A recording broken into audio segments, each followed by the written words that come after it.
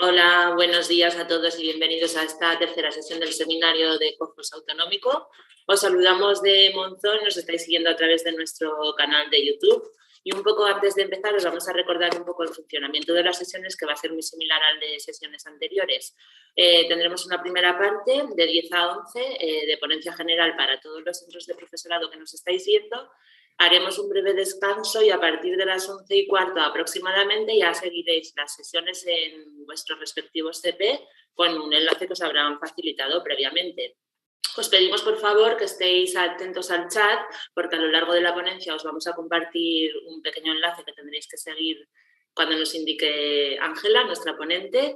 Y sin más, pues vamos a empezar la sesión de hoy presentándoos a Ángela Monasor Pascual, que se dedica a la comunicación de la ciencia desde hace una década. Comenzó organizando talleres de ciencia en centros educativos, ha pasado por la coordinación de programas de educación científica no formal y gestión de diversas acciones y estrategias de comunicación a nivel nacional e internacional. Y los 2 últimos años, desde su incorporación a la Unidad de Educación del Departamento de Cultura Científica de la Fundación Española para la Ciencia y la Tecnología, FECIT, se encarga de los programas de educación guiada para la evidencia, pensamiento crítico y educación digital. Entonces, bueno, muchas gracias, Ángela, por poder contar contigo hoy. Y yo ya me callo y te cedo a ti la palabra. Nada, muchísimas gracias a vosotros por el interés. Esperemos que os guste lo que tengo preparado y que luego os resulte enriquecedor sobre todo las discusiones posteriores que tengáis en cada centro. Voy a compartir una presentación. Uy, a ver.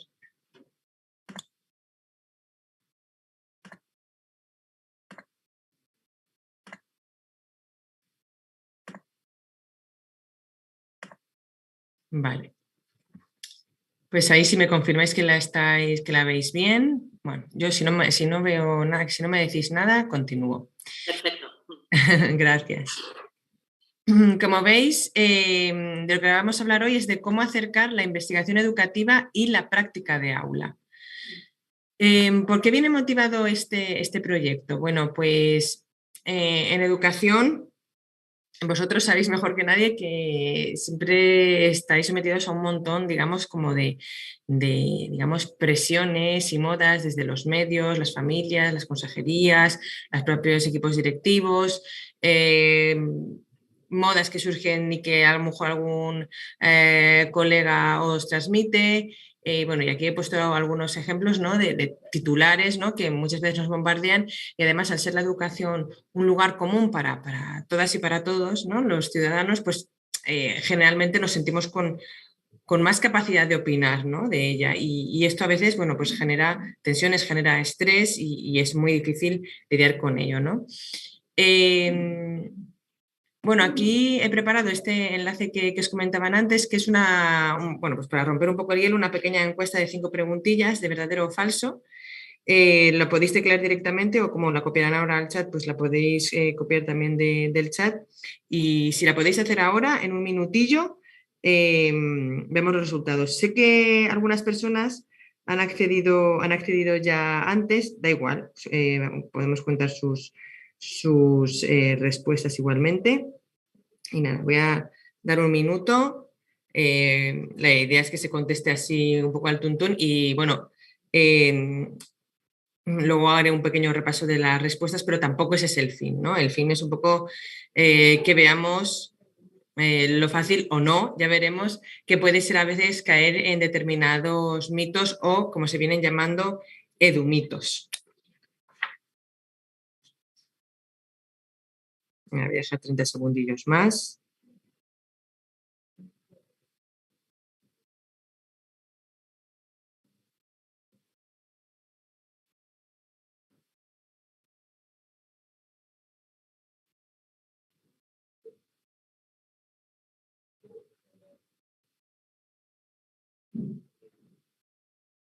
A ver, veo que no muchos os estáis animando a rellenarla. Bueno, o sea, yo no puedo, es completamente anónima y al final podéis ver, quiénes, al final podéis ver quiénes la han contestado. Vamos, quiénes la han contestado, perdón, es que ha entrado alguien y me he despistado. Alguien ha entrado en la sala. Al final podréis ver qué respuestas son las correctas, si os queda curiosidad, que tampoco me voy a parar en eso. Veo que hay más gente que se anima. Voy a dejar un poquito más de tiempo para ver si se anima más gente, porque me han dicho que sois 100 y de momento tengo 23 respuestas, 24 poco a poco, de las cuales 11 estaban antes enviadas, así que voy a esperar un poquito más a ver si os animáis. Sí, está puesto en el chat. Si seguís el hilo, está puesto 3 veces exactamente, ¿vale? Hay gente que está preguntando, pero es que está en el chat puesto ya. Es un enlace escrito por Susana Puyuelo que pone bit.ly y FECIT es 6N.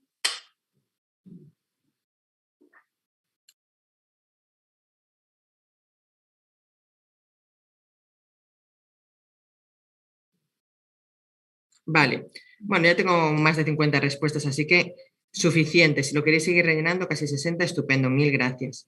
Pues mira, os voy a decir para que veamos un poco lo complicado que es, ¿no? Caer o no caer en estos edumitos.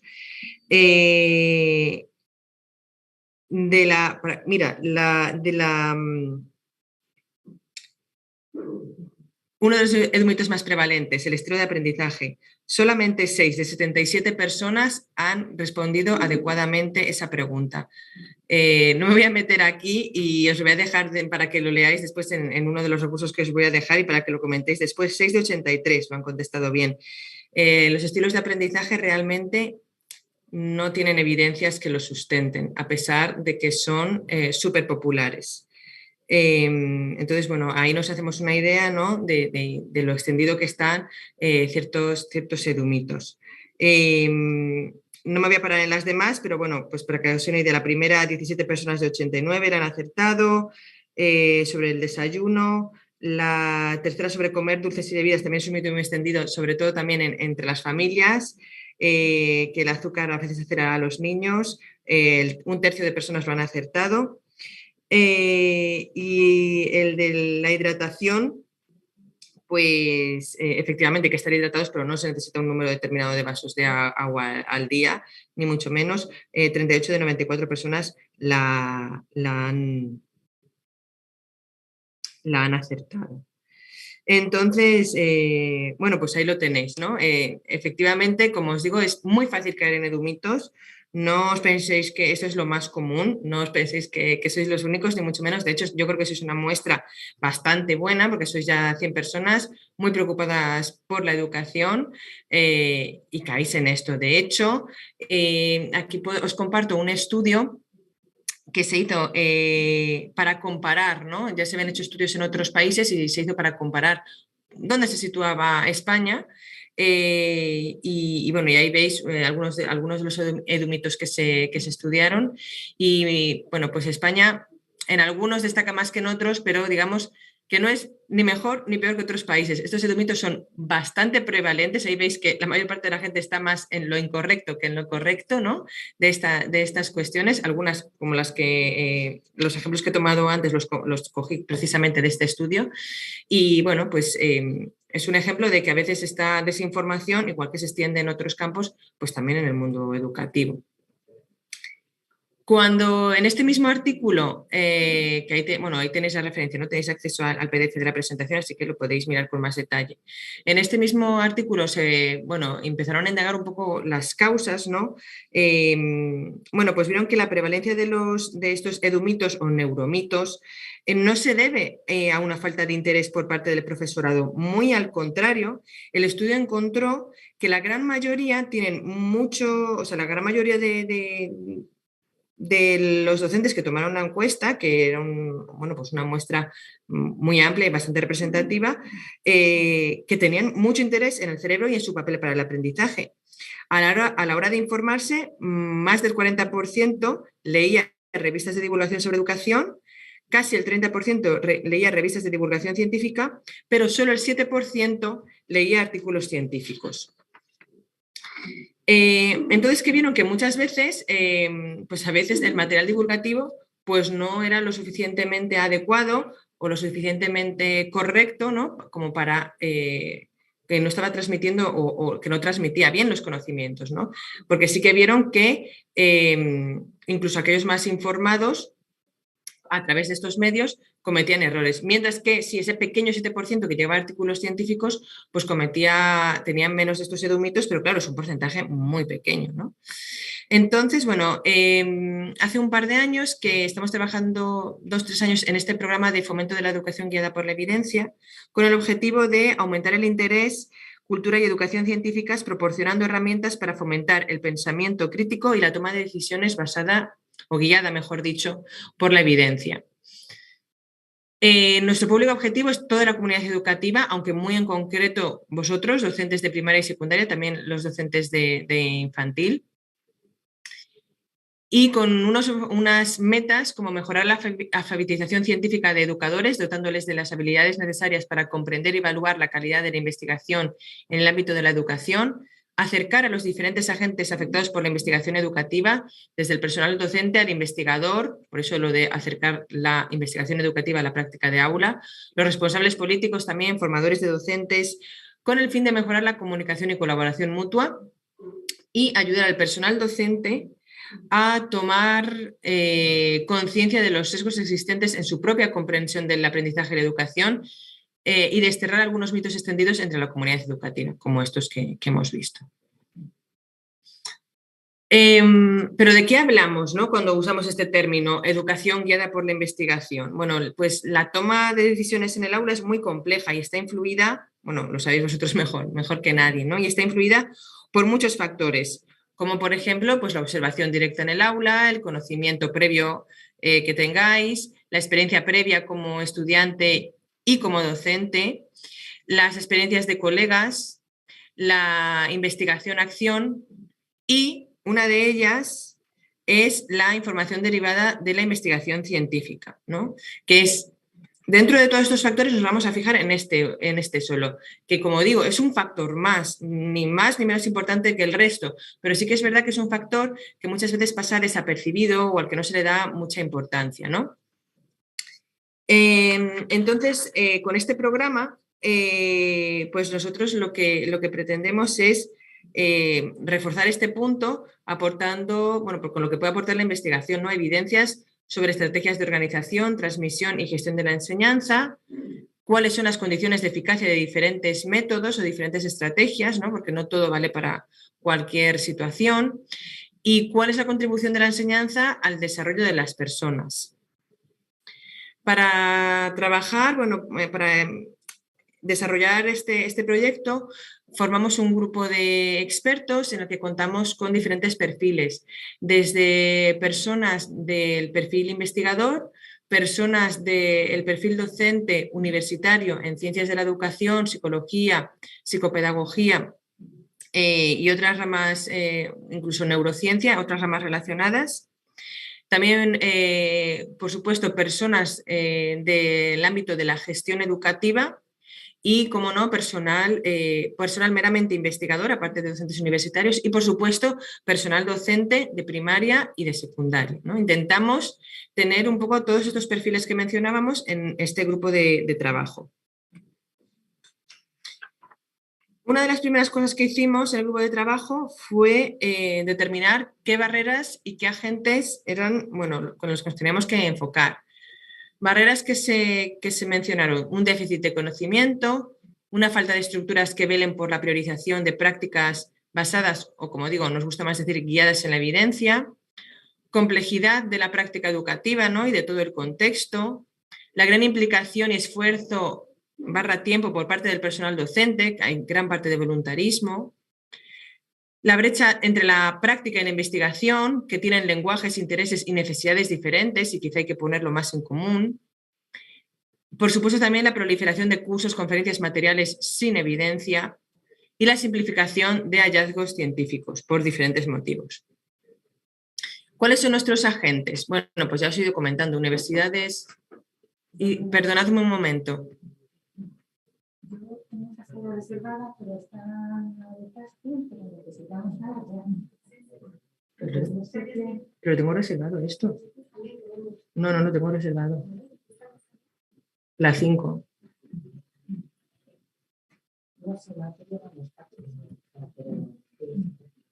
Perdonadme, que...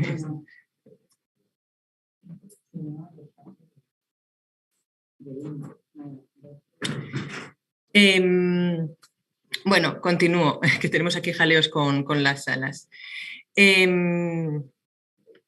Bueno, pues os he comentado, ¿no? Los centros de formación del profesorado, como ahora mismo quienes estáis reunidos, por eso os agradezco muchísimo que hayáis contado con nosotras. Centros educativos, por supuesto, las AMPAs o AFAS, las asociaciones de familias, sindicatos, servicios de inspección, equipos directivos, autoridades educativas a nivel estatal y autonómico, docentes universitarios y no universitarios, y, bueno, diferentes agentes, ¿no? Como pues nosotros mismos o diferentes agentes relacionados con la educación o que trabajan en cursos de formación de profesorado, medios de comunicación, editoriales. Es decir, hay muchísimos agentes, pero al final, bueno, tendríamos que decidir centrarnos en algunos y empezamos, bueno, pues por los docentes y las familias. Se propusieron unas acciones, ¿no? Aquí las podéis ver todas, vamos a ir repasando alguna de ellas. La primera fue la de identificación de prácticas con evidencia científica consensuada. Bueno, de estas ya hay algunas, ¿no? Y algunas que podemos tomar como modelos. Por ejemplo, no sé si conocéis la Education Endowment Foundation, una fundación de Reino Unido que lleva ya bastantes años trabajando en el campo de la educación guiada por la evidencia y que os aconsejo que visitéis. Es verdad que el material está en inglés, pero ahora os diré dónde podéis encontrar materiales adaptados de esta fundación en castellano. Si el inglés no os parece problema o utilizáis traductores que os van bien, disculpadme un momento.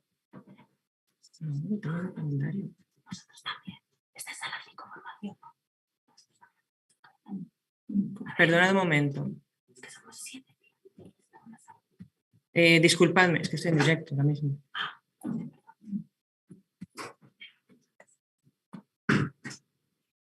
Disculpadme, creo que voy a tener que parar no sé por qué me están echando de la sala. Disculpadme.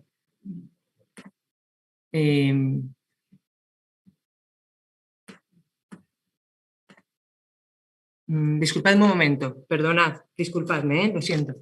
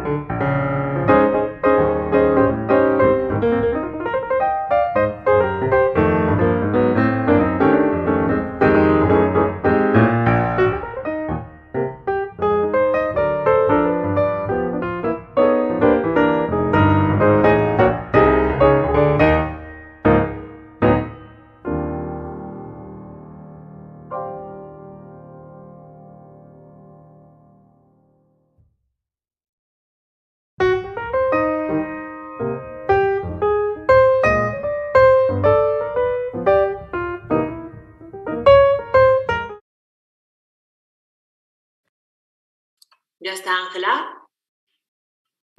No, perdonad, voy a tener que moverme, lo siento. Ha habido aquí un problema de... no sé qué ha pasado. Un momento, me tengo que mover de sala. Vale.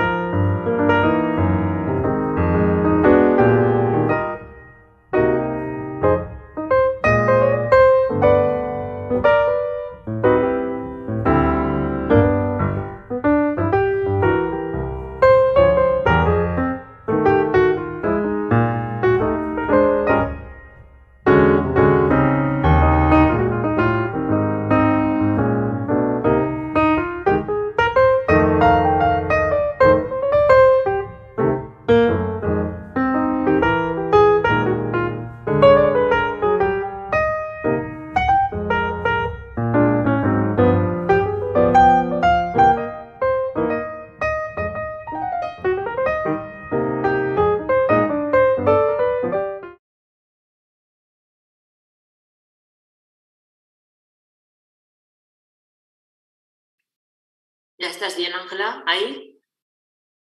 Espera, que estás silenciada, no te oigo. Ya, Ahora perdonadme, pero es que ha nada. sido un auténtico follón. Finalmente me quedo donde estoy, pero bueno, una confusión. Yo pensaba que tenía la sala reservada y luego resulta que no la he reservado como la tenía que reservar. Bueno, en fin. Venga, pues cuando quieras continuamos. Continúo, perdonadme. No te preocupes. Vale, a ver por dónde iba. Sí, aquí, bueno, pues estaba hablando de iniciativas donde podéis encontrar prácticas respaldadas por la evidencia, ¿no?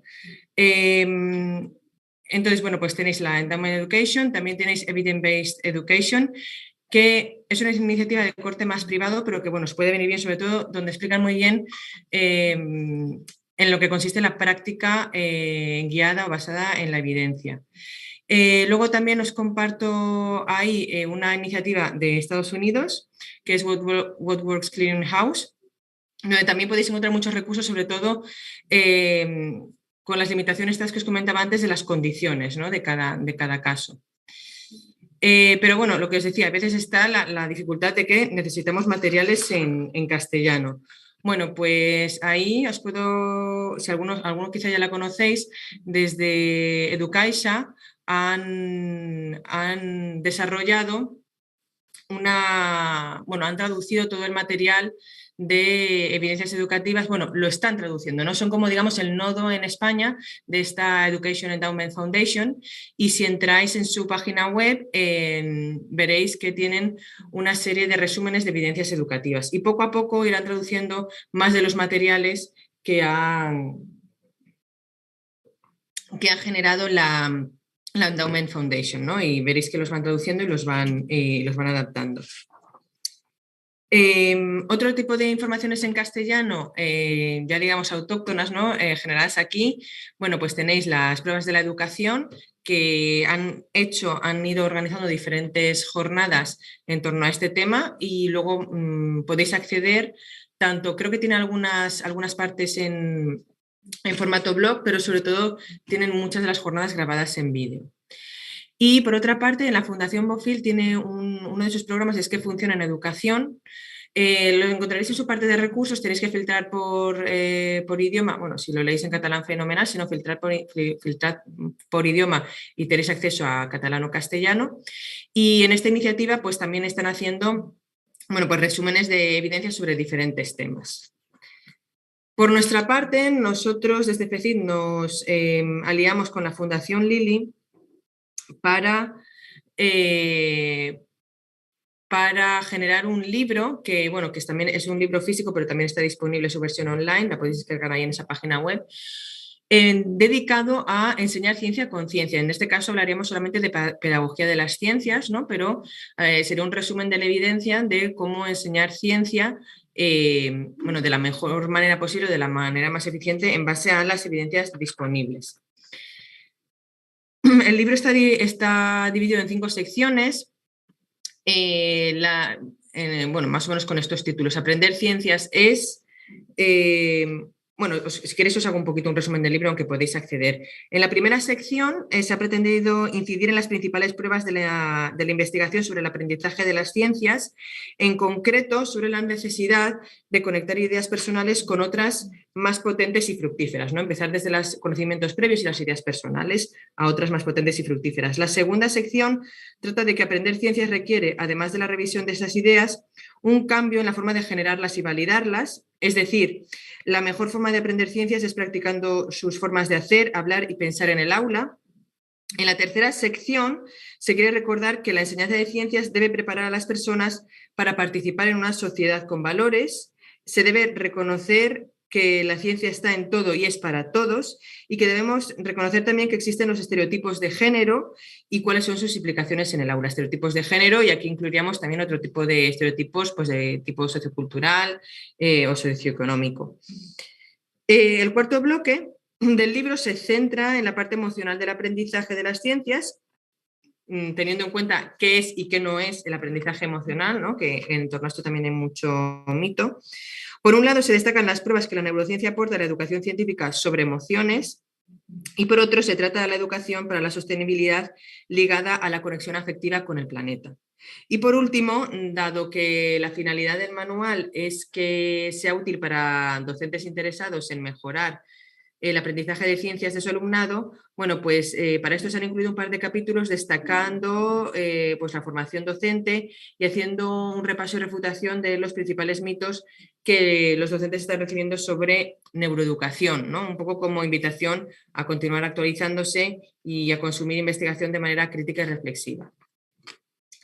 Bueno, si sois docentes de ciencias, pues os recomiendo que le echéis un vistazo. Ahí me había quedado esa sección.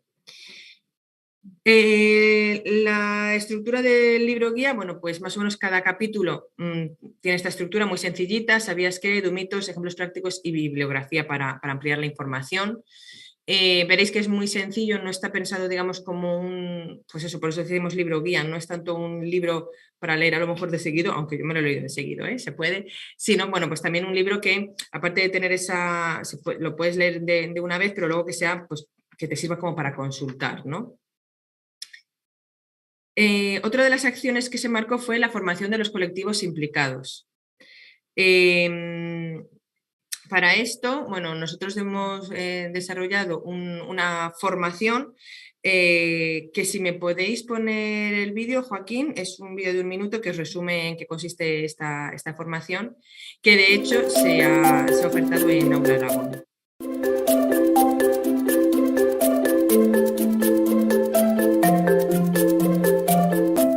La presión social y profesional que nos mueve a la innovación educativa no siempre va acompañada de una reflexión seria y pausada sobre la necesidad de estos cambios, su pertinencia y oportunidad, su coste real a corto y medio plazo o incluso su eficacia.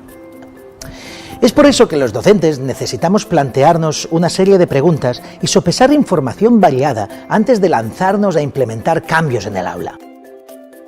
A lo largo de este curso exploraremos las diferentes claves y aspectos que nos ayudarán a formular las mejores preguntas y encontrar respuestas de calidad.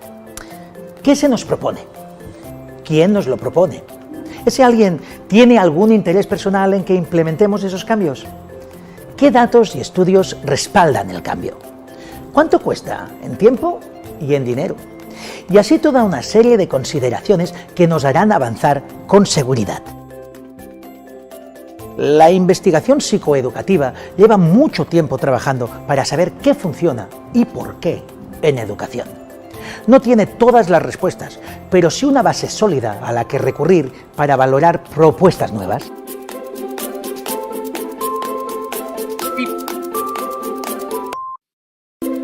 Muy bien, avísame porque yo, claro, no...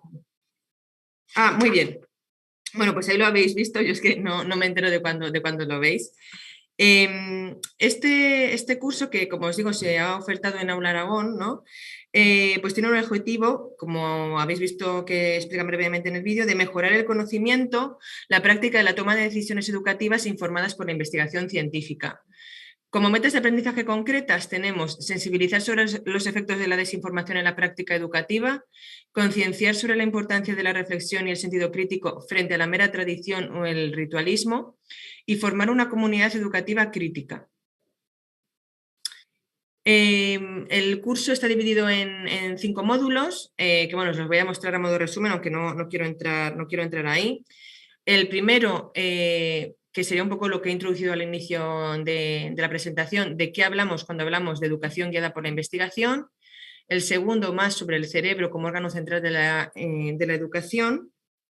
Un tercer apartado que acota las limitaciones de los estudios científicos, y por eso hemos titulado Un estudio dice que, ¿no? Esta frase que tanto se utiliza y que, bueno, un estudio dice que, pero cómo lo dice, en qué condiciones, cómo era ese estudio, cómo estaba hecho, ¿no? Un cuarto módulo en el que queremos que se reflexione sobre la importancia del contexto a la hora de aplicar los resultados de la investigación científica en el aula, sobre la letra pequeña y los atajos en educación. Y en el que también damos pistas, ¿no? De qué prácticas sí que tienen pruebas sólidas sobre su eficacia. Y un último módulo en el que lo que queremos es que se ponga en práctica lo aprendido, ¿no? Y por último, también os quiero presentar el programa de divulgación, que fue otra de las acciones que se marcó. Y bueno, es algo en lo que hemos estado trabajando los 2 últimos años, aunque ahora ya lo estamos dejando un poco, pero creo que ahí podéis encontrar muchos materiales.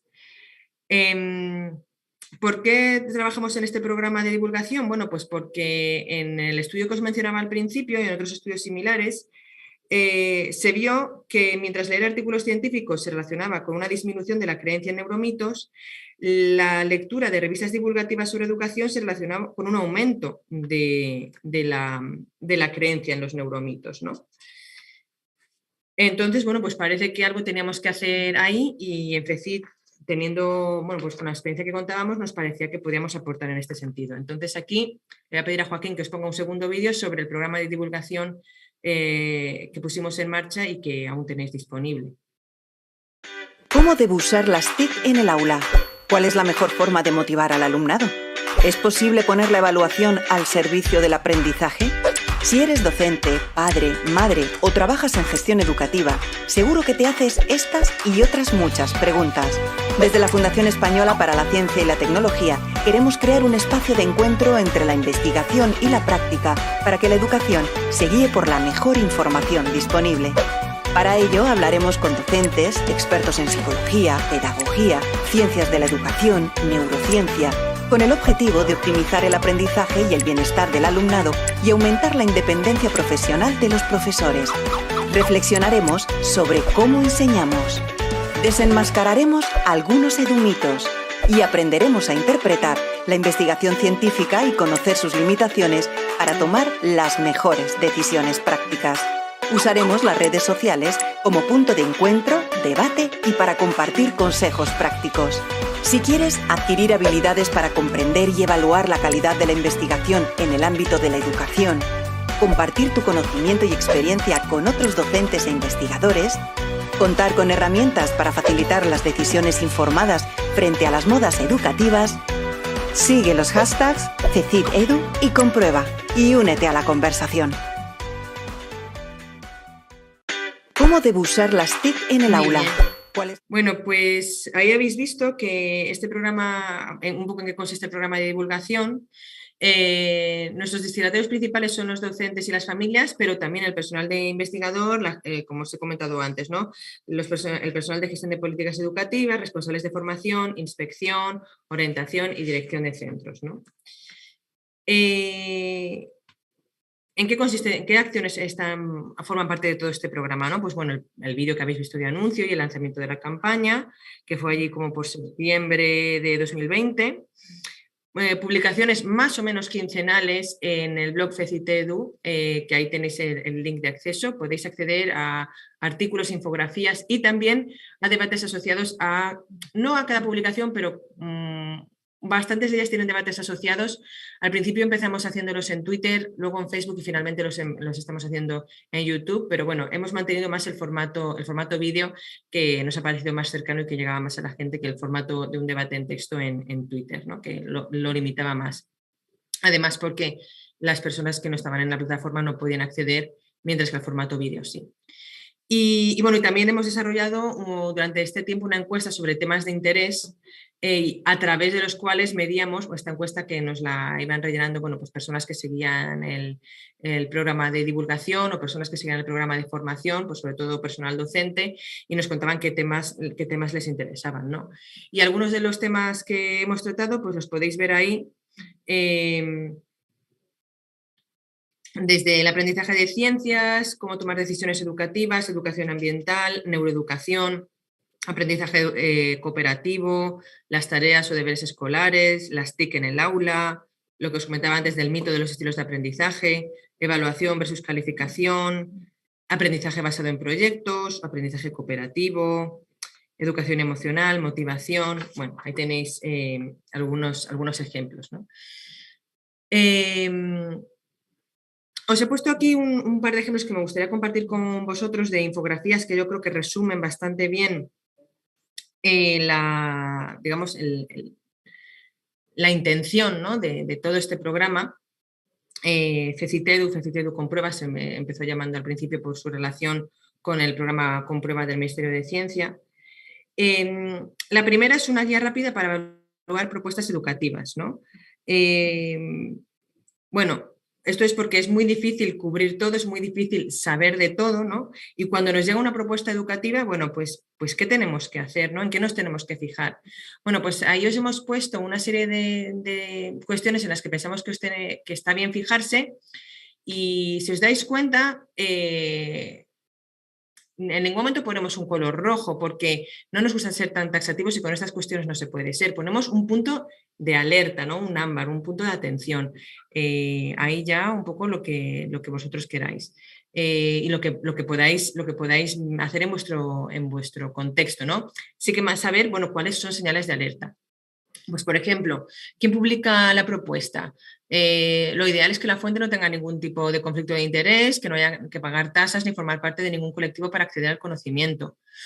Cuando la fuente que da la información es de quien parte, es la misma, ¿no? Que ha realizado quien te informa es de quien parte de la investigación, bueno, pues no es que quiera decir que eso no es válido, pero hay que tener un poco de andarse con ojo, ¿no? Y tener un poco de cuidado. Ya si se comercializa el material, bueno, pues también estar un poco alerta porque puede haber otros intereses. Si para aplicar algo se necesita una formación específica restringida con elevados costes, pues ojo que igual hay otras cuestiones ahí, ¿no? Que no quiere decir que no sea válido, pero sí que nos puede saltar esa señal de alerta. ¿Qué información ofrece y de qué forma lo hace? Pues claro, lo ideal es que se muestre el parecer y el conocimiento de expertos apoyado en datos contrastables y comprobables, que las fuentes sean accesibles a través de bibliotecas y repositorios y que el lenguaje sea claro. Cuando la formación que se da es en base a opiniones y no tanto a datos, ojo, cuando no se dan referencias, pues porque no las hay o porque las que hay son débiles, pues también es una señal de alerta. El argumento de base a experiencias o casos personales, pues es bueno como ejemplo, pero sí es mejor si va apoyado previamente en datos, ¿no? Y luego ya nos dan las experiencias o los ejemplos. Otra señal de alerta, que las afirmaciones que se hagan sean sorprendentes o que el lenguaje sea muy técnico, muy críptico, que no se entienda porque parece súper, digamos, súper complejo y elevado, pero bueno, quizá ahí nos está intentando esconder que realmente el contenido no es tal, ¿no? Lo está poniendo en un envoltorio muy bonito que luego al final está vacío. ¿Qué tipo de evidencia muestra? Aquí, cuidado, porque hablamos de lo ideal, pero muchas veces lo ideal no es posible. Lo ideal es que sean estudios revisados por pares, es decir, que estén publicados en una revista donde lo han revisado otros investigadores, con un número amplio de participantes, con grupos control, pero esto no siempre se puede, no siempre es posible, ¿no? Que se tengan en cuenta las variables que pueden influir y que se especifique las condiciones bajo las que funciona y en cuáles no. ¿Qué señales de alarma podemos tener? Bueno, pues estudios sin grupo control, estudios con pocos participantes, que no hayan tenido revisión por pares. Bueno, las pruebas al final son impresiones subjetivas y los resultados son, imaginaos, ¿no? Que os digan que todas las pruebas son subjetivas y que los resultados son siempre buenos en todos los casos, cuando no se acota, ¿no? Pues ahí también da que sospechar. Pero lo que os digo, muchas veces, bueno, pues no es posible tener todas estas condiciones, ¿no? Tener grupos control, tener muchos participantes. Entonces, bueno, hay que valorar las pruebas en la dimensión que tienen. No quiere decir que las tengamos que descartar, ¿no? Hay algunos casos en los que es muy difícil hacer una evaluación cuantitativa y tenemos que valorar la calidad de esta evaluación cualitativa.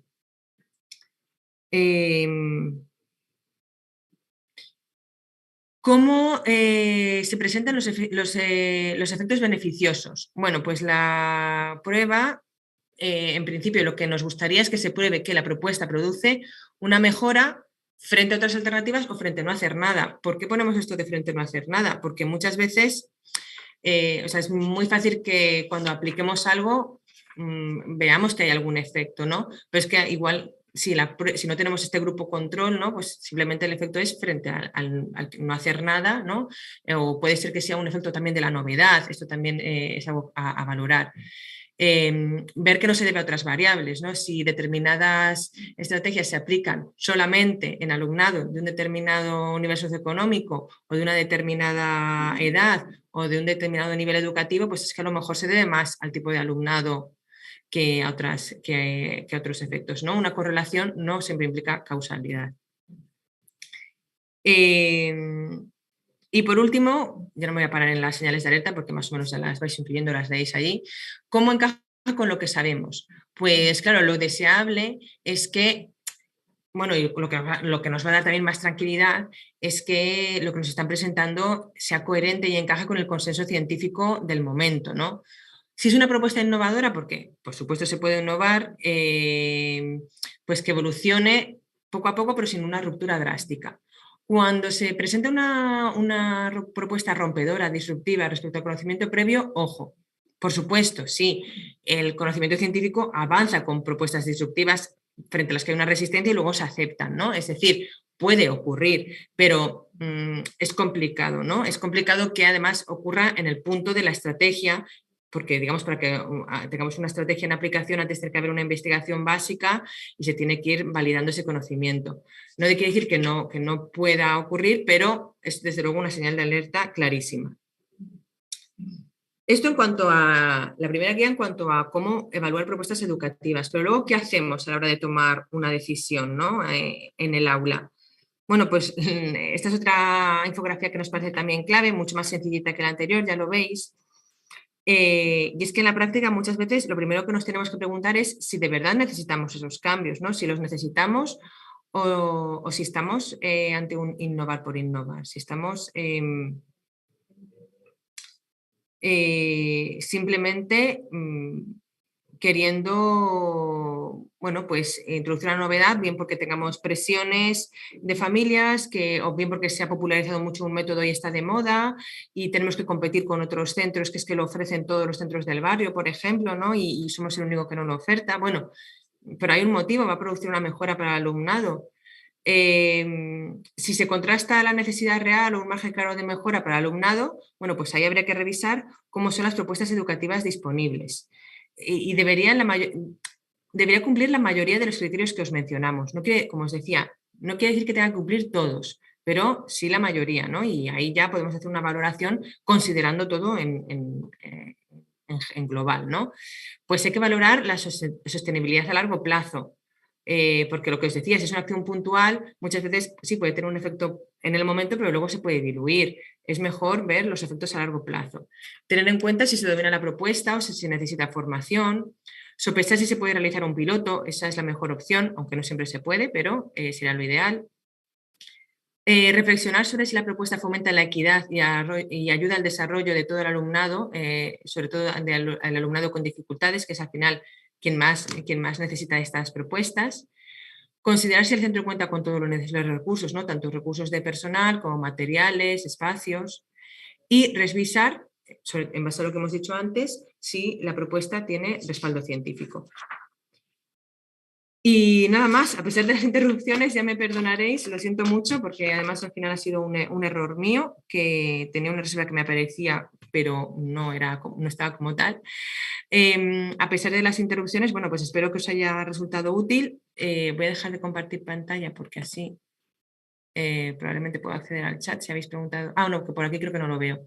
Pero bueno, vuestros compañeros me dirán si hay alguna pregunta, comentarios y demás a través del chat. Muchas gracias. Muchas gracias a ti, Ángela, y bueno, como has dicho, disculpad las interrupciones que ha habido, pero bueno, pues son cosas del directo, ¿verdad?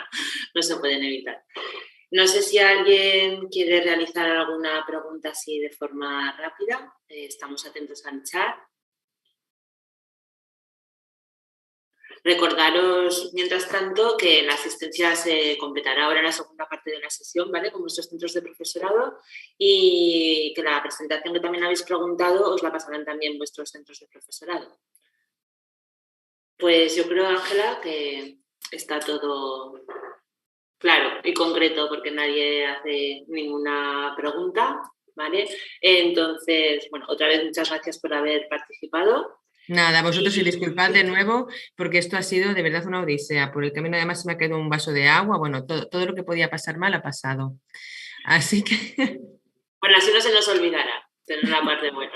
Nos acordaremos. Ay, en fin, bueno, lo siento mucho, ¿eh? No pasa nada. Pues nada, continuamos dentro de 15 minutos. Son menos 10, pues sobre las 11:10 retomamos las conexiones con vuestros centros de profesorado. Gracias, Ángela, otra vez. Nada, a vosotros. Hasta luego. Adiós.